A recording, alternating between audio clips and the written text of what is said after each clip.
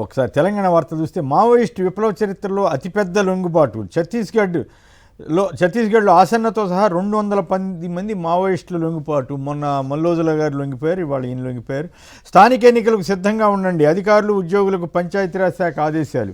నేడు BC JAC రాష్ట్ర బృందం. ఆసక్తికరంగా 3 పార్టీలు బీఆర్ఎస్, బీజేపీ, కాంగ్రెస్ 3 మద్దతు ఇచ్చినాయి. చాలా వెరీ బీజేపీకి వ్యతిరేకంగా చేస్తున్న బంద్ ఇదని మల్లుభట్టి గారు వ్యాఖ్యానించారంట. వాళ్ళేమో కాంగ్రెస్ వ్యతిరేకం అంటారు, వీళ్ళు తమాషాగా ఉంటుంది. కార్పొరేట్ చదువులు ప్రభుత్వ విద్యా సంస్థల అభివృద్ధికి దాతలు కార్పొరేట్లు తోడ్పాటు తీసుకోవాలని విద్యాశాఖ సమీక్షలో ముఖ్యమంత్రి రేవంత్ రెడ్డి గారు అంటున్నారు. Hyderabad to Srisailam non stop 147 కిలోమీటర్ల గ్రీన్ రహదారి నిర్మాణానికి సన్నాహాలు జరుగుతూ ఉన్నాయట.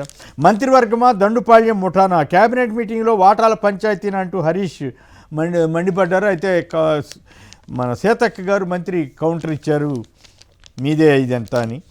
ముగ్గురు మంత్రులకైనా వారి అనుబంధ కంపెనీలకైనా ఖజానా నుంచి చెల్లింపులు. Green channel cabinet big fight. పెట్టి నుంచి వాళ్ళ శాఖలకే బిల్లుల సహచార మంత్రుల కొత్త అంటూ చాలా ఆందోళన చెందుతున్నారంటూ, ఆవేశంగా ఉన్నారంటూ నమస్తే తెలంగాణ ఒక కథనాన్ని ఇచ్చింది. ఇక ఏపీ వార్తలోకి వెళ్తే, కదల్లేని విధంగా కొడతారా? రాష్ట్ర పోలీసుల తీరుపై నిప్పులు చెరిగిన హైకోర్టు. పౌరులకు frustration.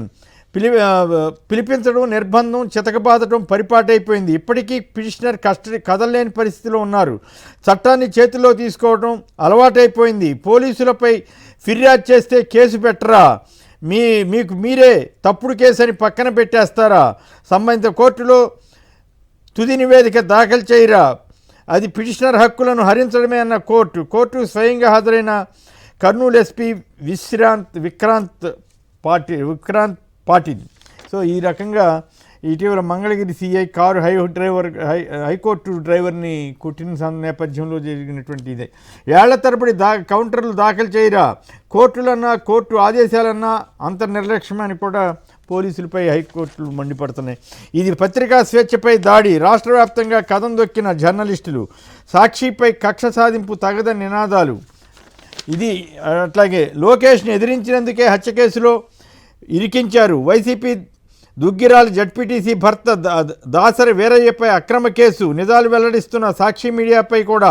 YSR Congress party legal cell రాష్ట్ర అధ్యక్షుడు మల్సాని మనోహర్ రెడ్డి వ్యాఖ్య. బెల్ట్ షాపులపై మాట్లాడితే అక్రమ కేసులా?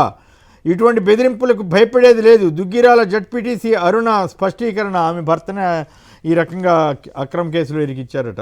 ప్రజాస్వామ్యంలో ఉన్నామా, పోలీసు రాజ్యంలో ఉన్నామా? మంగళగిరి వైసీపీ ఇన్ఛార్జి వేమారెడ్డి ప్రశ్న. సో ఈ రకంగా సాగుతూ ఉన్నాయి. లక్ష్మీనాయుడు దారుణ హత్య కేసును నీరుగార్చే కుట్ర. పోలీసులు ఈ రకంగా ఎక్కడున్నా సరే అట్లాంటి వివాదాలు లేకుండా జాగ్రత్తగా చేయాల్సిన పోయి వీటన్నిటిలోనూ కాంట్రవర్షియల్గా రెడ్ బుక్కే ప్రామాణికంగా తీసుకుంటున్నారన్న విమర్శలకు ఇంకా ఇస్తూనే ఉన్నారు.